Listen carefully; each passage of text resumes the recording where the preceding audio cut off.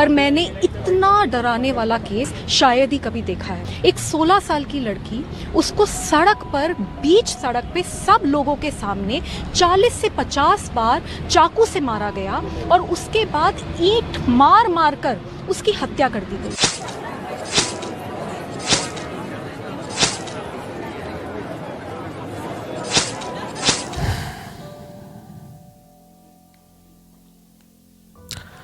I am just thinking how is this possible. सिर्फ एक 20 साल का लड़का एक 16 साल की बच्ची को पब्लिक प्लेस में कई लोगों के सामने इतनी बेरहमी से कैसे मार सकता है?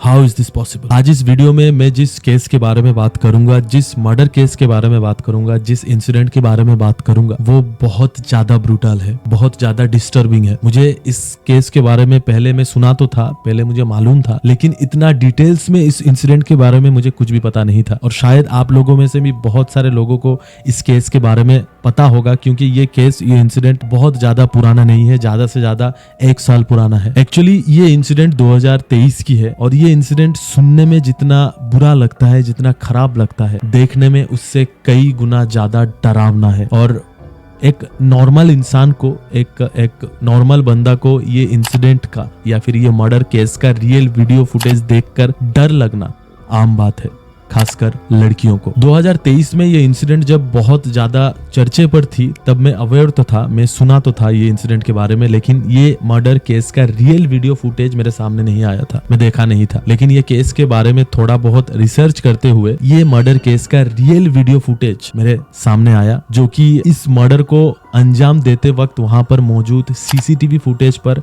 लाइव रिकॉर्ड हो गया था, जो सीसीटीवी फुटेज आज भी इंटरनेट पर मौजूद है। और इस सीसीटीवी फुटेज को मैं जब देख रहा था, मुझे खुद समझ में नहीं आ रहा था what was my exact reaction at that particular moment.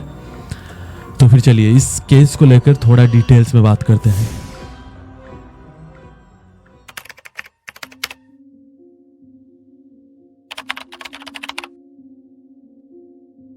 इस कहानी की 4 मेन कैरेक्टर्स है, जिनके नाम है साक्षी, साहिल, प्रवीण और जबरू। इस मर्डर केस का विक्टिम साक्षी एक 16 साल की लड़की थी, जो उसी साल 10th पास की हुई थी। साक्षी के पापा एक मजदूर थे, साक्षी का एक छोटा भाई भी है। साक्षी अपने फैमिली के साथ, मतलब पापा, मम्मी और छोटा भाई के साथ जेजे कॉलोनी में रहती थी। और इस केस का सबसे डरावना किरदार है साहिल, जिसका उम्र सिर्फ 20 साल है। साहिल का पूरा नाम तो मैं पता नहीं कर पाया, शायद उसका पूरा नाम मोहम्मद साहिल है, लेकिन उसके इंस्टाग्राम अकाउंट पर उसका नाम लिखा हुआ है sahil.lkhan3600। साहिल प्रोफेशन में एक मैकेनिक था, जो उस समय एसी और फ्रिज का रिपेयरिंग का काम करता था। साहिल अपने 3 बहन और मम्मी पापा के साथ जैन कॉलोनी बारवाला में रहता था। साहिल के बारे में थोड़ा बहुत पता लगाने की कोशिश करते हुए मुझे इंटरनेट से ये पता चला कि साहिल एक बहुत ही इनडिसिप्लिन लड़का था, जो हर वक्त ज्यादातर नशे में डूब कर रहता था।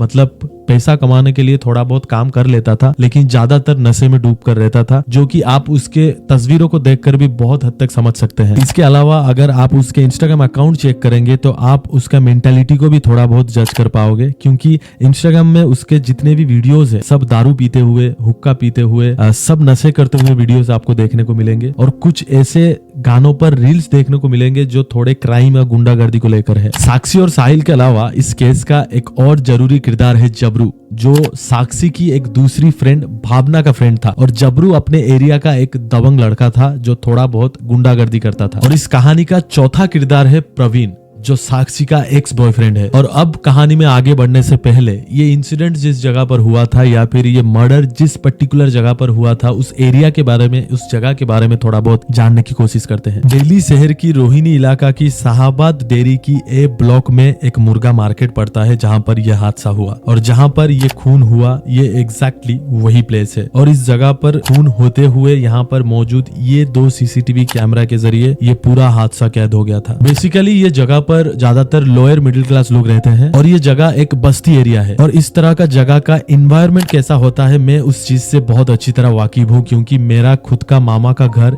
इसी टाइप का एक एरिया पर है। और दिल्ली का पर्टिकुलर ये जगह भी उसी तरह का जगह है, जहाँ पर ज्यादातर टीन एज के लड़के नशे में डूबे रहते हैं, चोरी करते हैं, तरह तरह की नशा करते हैं। और ये बात मैं नहीं कह रहा हूँ, ये बात उसी एरिया के उसी बस्ती के लोग अलग अलग न्यूज चैनलों में बताया है। लोग उस एरिया के बारे में ये भी बताए हैं कि ये हादसा से पहले उस एरिया में एक और मर्डर भी हुआ था कुछ साल पहले, वो भी बंदूक से, और चोरी तो होता ही रहता है। यहाँ पे इस इलाके में अभी तो फिलहाल इस इलाके में कुछ साल पहले हुआ था यहाँ पे मर्डर एक घन का, और चोरी तो होता ही रहता है। अभी कितनों का चोरी हो गया, अभी कल परसों फिलहाल मेरी बैटरी चोरी हो गई, 2 रिक्शा ई रिक्शा की। अभी इस जो शौचालय है ये मैम शौचालय, इसके अंदर इतने इंजेक्शन मिलेंगे लगाते हो नशे के, इतने इंजेक्शन मिलते हैं मैम, बहुत ज़्यादा। हम जाते हैं शौच करने के लिए इसी शौचालय में, बहुत ज़्यादा नशे पानी। वो लड़का भी मैम, मेरा कहने का मतलब है वो लड़का बहुत नशे में था। मतलब इन लोगों के हिसाब से उस एरिया में इस तरह का एक हादसा पहली बार नहीं हुआ था, इससे पहले भी हो चुका था। और उस एरिया में चोरी होना, नशा करना, क्राइम हो जाना, किसी भी तरह का क्रिमिनल एक्टिविटीज होना एक नॉर्मल बात था। तो दिल्ली की इसी रोहिणी कॉलोनी की एरिया में 3 साल पहले साक्षी और साहिल का मुलाकात हुआ था, और धीरे धीरे उन दोनों के बीच दोस्ती हुआ, और दोस्ती प्यार में बदल गया। और फिर 3 साल तक वो दोनों रिलेशनशिप में एक साथ रहे। और साक्षी के कुछ दोस्तों का ये कहना है कि साक्षी इस रिलेशनशिप से बहुत ज्यादा खुश थी। वो अपने दोस्तों के साथ साहिल के बारे में बात करती रहती थी, जिससे साक्षी के दोस्तों को ये पता चलता था कि साक्षी साहिल के साथ बहुत खुश है। फिर 3 साल तक रिलेशनशिप में साक्षी और साहिल एक साथ रहने के बाद 2023 के शुरुआत में इन दोनों के बीच एक दरार पैदा हुआ। फिर धीरे धीरे उन दोनों के बीच डिस्टर्बेंस होना शुरू हुआ, और इन्वेस्टिगेशन के दौरान साहिल इस दरार का जिम्मेदार साक्षी और प्रवीण को ठहराया है। प्रवीण साक्षी का एक्स बॉयफ्रेंड है, जिसके बारे में साक्षी ने साहिल को पहले से ही बताया हुआ था। इनफैक्ट पास्ट में साक्षी और प्रवीण के बीच में इतना गहरा रिश्ता था कि साक्षी ने प्रवीण का नाम का टैटू भी अपने हाथ पर बनवाई थी। और इन्वेस्टिगेशन के दौरान साहिल का ये कहना है कि साक्षी फिर से अपने एक्स बॉयफ्रेंड प्रवीण के साथ बातचीत करने लगी थी, और साहिल इस चीज से रिएक्ट करने पर साक्षी का ये कहना था कि प्रवीण के साथ अब उसका सिर्फ दोस्ती का रिश्ता है, वो उसके साथ सिर्फ दोस्ती के नाते बात करती है। लेकिन साहिल को ये बात बिल्कुल भी पसंद नहीं था, और साहिल साक्षी को प्रवीण से बात करने से बार बार मना करने के बावजूद साक्षी प्रवीण से बात करती रही, जिसके ऊपर धीरे धीरे साहिल बहुत बुरी तरह रिएक्ट करने लगा। और इस चीज को लेकर साक्षी और साहिल के बीच धीरे धीरे बहुत ज्यादा डिस्टर्बेंस होना शुरू हुआ, और फिर धीरे धीरे साक्षी ने साहिल के साथ बातचीत करना भी बंद कर दी, जिस चीज से साहिल अंदर ही अंदर बहुत ज्यादा गुस्सा होने लगा। फिर कई बार साहिल ने साक्षी को रास्ते में रोककर उसको समझाने की कोशिश करते हुए उसको डिस्टर्ब करने लगा, जो साक्षी को बिल्कुल भी पसंद नहीं आ रहा था। और इस चीज को लेकर, ये सारी चीजों को लेकर साहिल के मन में धीरे धीरे बहुत ज्यादा गुस्सा जमा हो रहा था। और फिर जिस दिन साक्षी का मर्डर हुआ, उससे एक दिन पहले साक्षी ये सब चीजों से खुद को बचाने के लिए जबरू का मदद लिया। जैसे कि मैं आप लोगों को शुरू में ही बताया कि जबरू साक्षी का एक दूसरी फ्रेंड भावना का फ्रेंड था, और जैसे कि मैंने शुरू में ही बताया कि जबरू अपने एरिया का, उस एरिया का एक दबंग लड़का था,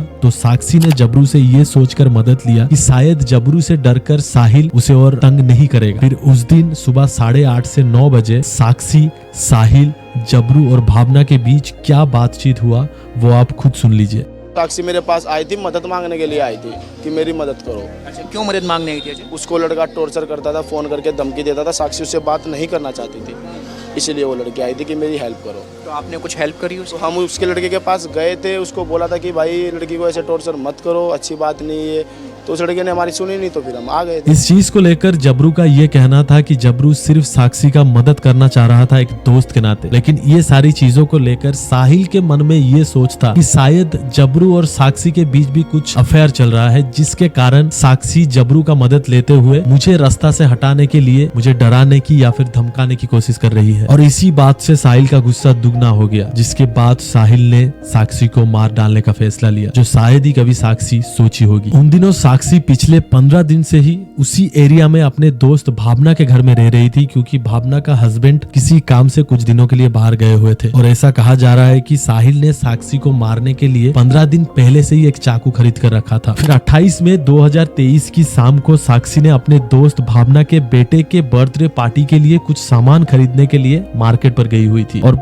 साक्षी जिस रास्ते से, जिस गली से जाने वाली थी, उसी गली में बहुत पहले से ही साहिल इंतजार कर रहा था। फिर जब साक्षी उस गली से जा रही थी करीबन 8:45 को, तब साहिल ने साक्षी को पकड़ लिया। और ऐसे भी सुनने में आई है कि साक्षी के पास भी उस वक्त एक नकली बंदूक था, जो वो साहिल को डराने के लिए रखी हुई थी, क्योंकि साक्षी साहिल को जानती थी। साहिल एक बदमाश लड़का था, और वैसे भी कुछ दिनों से साहिल साक्षी को इरिटेट कर रहा था, उसको डिस्टर्ब कर रहा था। तो ये सब से बचने के लिए साक्षी अपने पास एक नकली बंदूक रखी रखी हुई थी साहिल को डराने के लिए। और फिर उस शाम को करीबन 8:45 को जब साहिल ने साक्षी को पकड़ लिया तो उन दोनों के बीच आर्ग्यूमेंट हुई और उसी बीच साहिल ने अपने पॉकेट से उस चाकू को निकालकर साक्षी के ऊपर वार करने लगा और कम से कम 25 से 30 बार साहिल ने साक्षी को चाकू मारता रहा। और सिर्फ चाकू नहीं, लात घुसा पता नहीं, बहुत बुरी तरह मारता रहा। और फिर साक्षी अधमरी अवस्था में नीचे गिर गई और फिर साहिल वहां से चला गया। फिर 2-4 कदम दूर जाने के बाद साहिल को एहसास हुआ कि साक्षी अभी भी जिंदा है। साहिल फिर से मुड़कर आया